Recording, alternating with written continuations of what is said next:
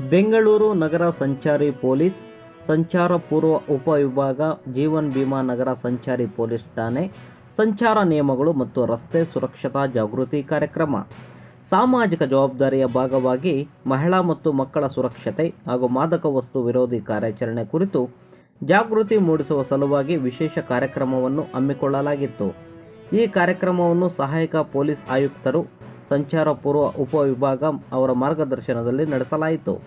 ಈ ಸಂದರ್ಭದಲ್ಲಿ ಜೀವನ್ ಭೀಮಾ ನಗರ ಸಂಚಾರಿ ಪೊಲೀಸ್ ಠಾಣೆಯ ಅಧಿಕಾರಿಗಳು ಶ್ರೀ ಚೈತನ್ಯ ಸ್ಕೂಲ್, ಸರಸ್ವತಿ ವಿದ್ಯಾಮಂದಿರ ಮತ್ತು ಕೇಂದ್ರೀಯ ವಿಶ್ವವಿದ್ಯಾಲಯದ ವಿದ್ಯಾರ್ಥಿಗಳಿಗೆ ಸಂಚಾರ ನಿಯಮ ಪಾಲನೆಯ ಮಹತ್ವವನ್ನು ವಿವರಿಸಿದರು. ರಸ್ತೆ ಸುರಕ್ಷತೆ ಜವಾಬ್ದಾರಿ, ನಾಗರಿಕರಾಗುವ ಅಗತ್ಯತೆ, ಮಹಿಳಾ ಮತ್ತು ಮಕ್ಕಳ ರಕ್ಷಣೆಯಲ್ಲಿ ಸಮಾಜದ ಪಾತ್ರ ಸೇರಿದಂತೆ ಹಲವಾರು ವಿಷಯಗಳ ಕುರಿತು ವಿದ್ಯಾರ್ಥಿಗಳಿಗೆ ಅರಿವನ್ನು ಮೂಡಿಸಲಾಯಿತು.